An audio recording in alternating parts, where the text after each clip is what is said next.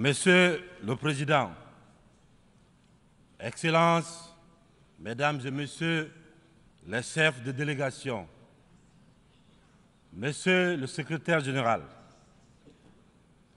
je voudrais, avant de commencer, Monsieur le Président, vous adresser les chaleureuses félicitations de la délégation guinéenne pour votre brillante élection à la présidence de la 78e Assemblée générale des Nations unies. Je voudrais également, devant cette auguste Assemblée, vous assurer du soutien de mon pays. Je souhaite par la même occasion rendre un hommage mérité à votre prédécesseur, M. Csaba Kőrösi de la Hongrie, à M. le Secrétaire général, M. Antonio Guterres. Je le remercie pour le dévouement avec lequel il dirige notre organisation. Monsieur le Président, Mesdames et Messieurs, en venant prendre part aux travaux de la 78e section ordinaire, je voudrais m'acquitter d'un devoir, celui de vous transmettre les chaleureuses salutations du peuple souverain de Guinée. Mon pays qui continue de fonder un espoir en l'Organisation des Nations Unies pour trouver des solutions idoines aux questions auxquelles notre monde continue d'être confronté. Dans ce cadre, Monsieur le Président, nous pensons que les fondamentaux qui ont sous-tendu à la création de notre organisation doivent s'adapter aux mutations profondes de notre société. L'objectif du thème de la présente session, paix, prospérité, progrès, durabilité, est d'actualité. Évocateur et mérite une attention particulière de notre part. Épidémie de coups d'État en Afrique. Après celle de la Covid-19, le continent est frappé par celle des putsches militaires, notamment dans les pays francophones du sud du Sahara. C'est tout le monde qui les condamne, qui les sanctionne, qui s'émeut de la réapparition brusque de cette pratique que l'on croyait révolue, à juste titre. Mais j'ai envie de dire que la communauté internationale doit avoir l'honnêteté et la correction de ne pas se contenter de dénoncer les seules conséquences, mais de s'intéresser et de traiter les causes. Les coups d'État, s'ils se sont multipliés ces dernières années en Afrique, c'est bien parce qu'il y a des raisons très profondes. Et pour traiter le mal, Mesdames et Messieurs, il faut s'intéresser aux causes racines. Le putschiste n'est pas seulement celui qui prend les armes, qui renverse un régime. Je souhaite que l'on retienne que les vrais putschistes, les plus nombreux, qui ne font l'objet d'aucune condamnation, c'est aussi ceux qui manigancent, qui utilisent la fourberie, qui trichent pour manipuler les textes de la Constitution afin de se maintenir éternellement au pouvoir.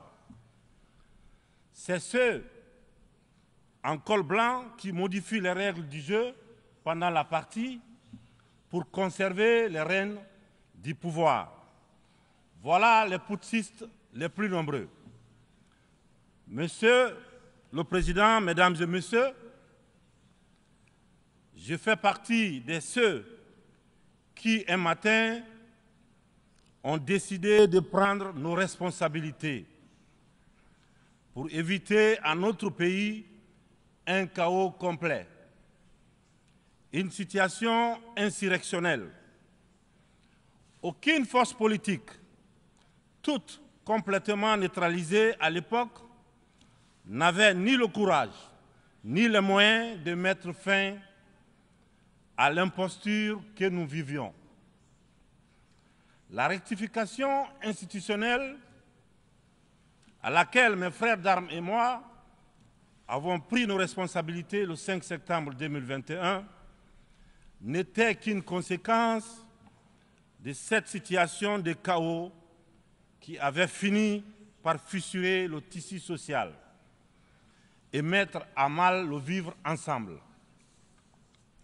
Sans être exhaustif, nous pensons que les transitions qui sont en cours en Afrique sont dues à plusieurs facteurs parmi lesquels on peut citer les promesses non tenues,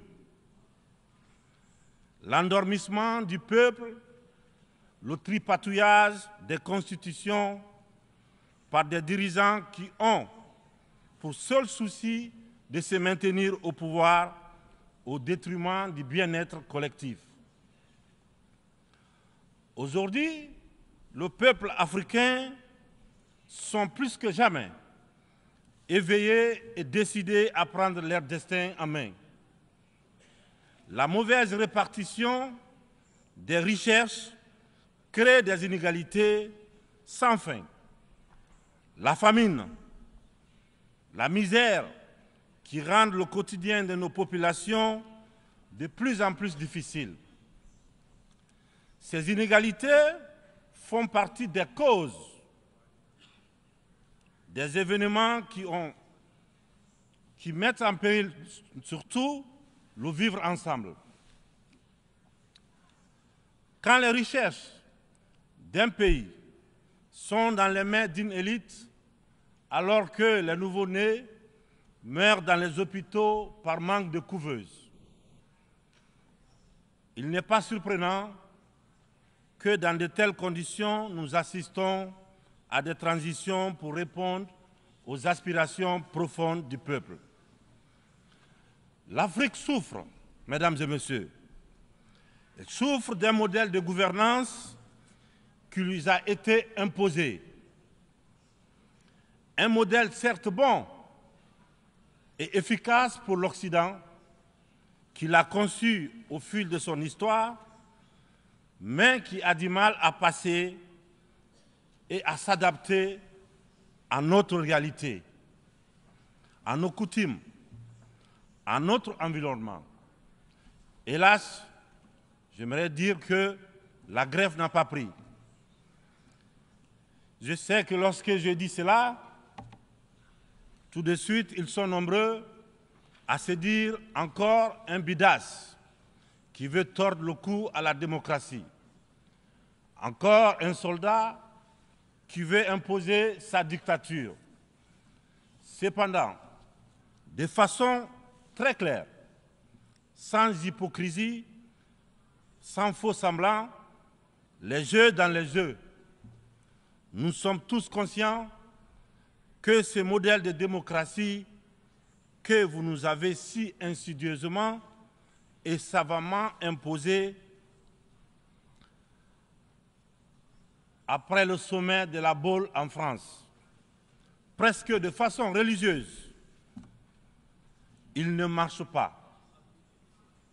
Les différents indices économiques et sociaux sont là pour démontrer que ce n'est pas un jugement de valeur sur la démocratie en elle-même. Croyez-moi, bien entendu, c'est un constat, c'est un bilan. Sur plusieurs décennies d'expérimentation chaotique de ces modèles dans notre environnement, une période où il n'a été question que des outils politiques, au détriment, bien sûr, au détriment de l'essentiel, qui est l'économie, la transformation de nos matières premières sur place. Permettez-moi de pousser l'exercice de vérité un peu plus loin. Avec ma courte mais intense expérience à la gestion d'un État, la Guinée, j'ai mieux mesuré à quel point ce modèle a surtout contribué à entretenir un système d'exploitation et de pillage de nos ressources par les autres, et une corruption très active de nos élites, des leaders nationaux à qui on a souvent accordé des certificats de démocrates. Et en fonction de leur docilité ou de leur aptitude à brader les ressources et les biens de leur peuple, ou encore de leur facilité à céder aux pseudo-recommandations et injonctions des grandes puissances. Je dois d'ailleurs, dans ce sens, confesser que tout ce à quoi je fais face dépasse l'imagination. Ce sont les mêmes qui confessent la démocratie, la transparence, qui dénoncent la mauvaise gouvernance et la corruption, qui dictent les règles. C'est eux qui, en off, très discrètement et sournoisement, redoublent de pression pour nous faire céder notre patrimoine dans des contrats léonins. Je comprends certains dirigeants, quelques-uns de mes prédécesseurs, qui, parce qu'ils avaient des fragilités, parce qu'ils étaient sous pression, ou parce qu'ils traînent des casseroles, ou surtout parce qu'ils avaient des agendas politiques, ont cédé à ce qu'on leur demandait. Je les comprends sans les approuver. Certains m'ont même rappelé que si j'avais un agenda politique, je serais moins à l'aise pour mener à bien les réformes auxquelles mon gouvernement et moi nous nous sommes attaqués. Une chose est certaine, nous n'avons qu'une seule préoccupation, le bien-être du peuple et le vivre ensemble. C'est cela notre priorité. C'est pourquoi la transition que je dirige a choisi de se consacrer avec méthode en fixant les objectifs clairs dans un ordre précis. Le social, l'économie et le politique.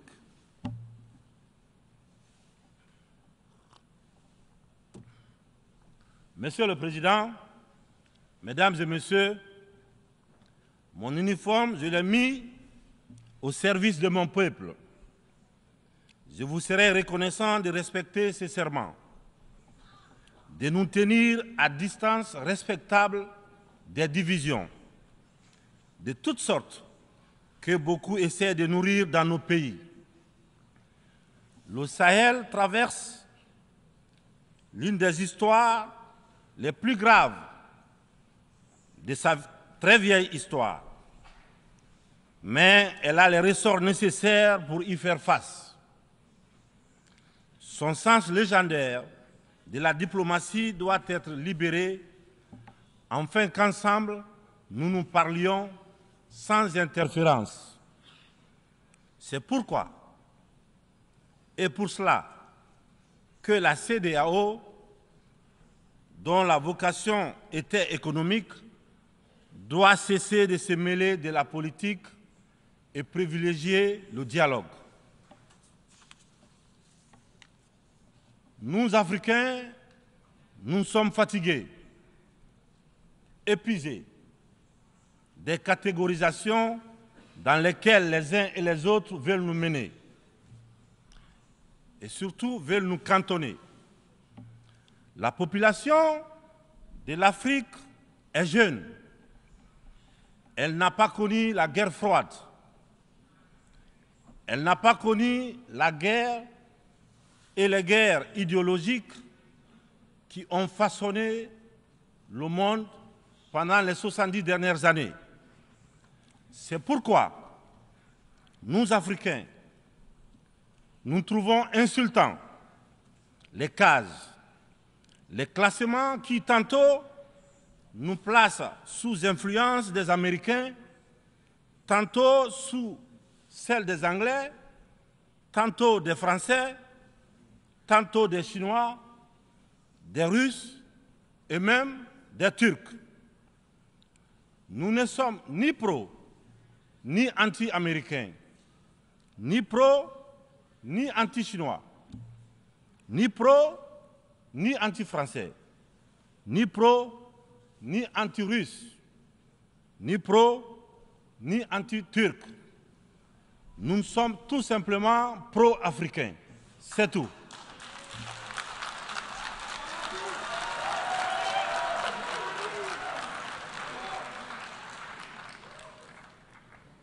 Nous mettre sous la coupe de telle ou telle puissance est une insulte,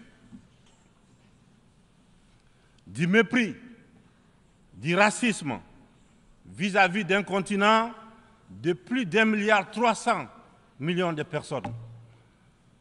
Il est important, dans cette prestigieuse et influente assemblée, que l'on comprenne clairement que l'Afrique de papa, la vieille Afrique, c'est terminé.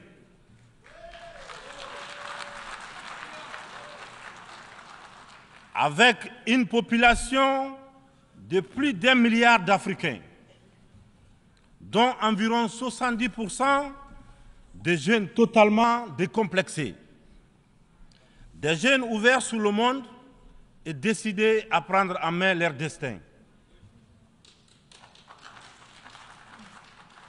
Il est venu le moment de prendre conscience que les structures, les règles issues de la Seconde Guerre mondiale, en l'absence de nos États, qui n'existaient pas encore, sont obsolètes. C'est la fin d'une époque déséquilibrée, injuste, où nous n'avons pas droit au chapitre. C'est le moment de prendre en compte nos droits, de nous donner notre place, mais aussi et surtout le moment d'arrêter de nous faire de la leçon, de nous prendre de haut, d'arrêter de nous traiter comme des enfants. Rassurez-vous, rassurez-vous, nous sommes suffisamment grands pour savoir ce qui est bien et ce qui est bon pour nous. Nous sommes suffisamment matures pour définir nos priorités, pour concevoir notre modèle qui corresponde à notre identité, à la réalité de nos populations, à ce que nous sommes tout simplement. Nous vous serions fort reconnaissants de nous faire confiance et de nous laisser mener notre barque comme vous l'avez permis dans certaines régions du monde. Vous l'avez permis en Asie, en Proche et Moyen-Orient, pour ne citer que cela. Cette infantilisation est du plus mauvais effet pour une jeunesse africaine qui s'est émancipée. Dans ce contexte, nous sommes tous interpellés et appelés à procéder à une meilleure analyse de la situation en vue d'initier et de poursuivre de nouvelles politiques au bénéfice de tous. La communauté internationale doit regarder l'Afrique avec les yeux neufs Elle doit entreprendre avec elle désormais une coopération franche dans un esprit de partenariat gagnant-gagnant. Je vous remercie de votre attention.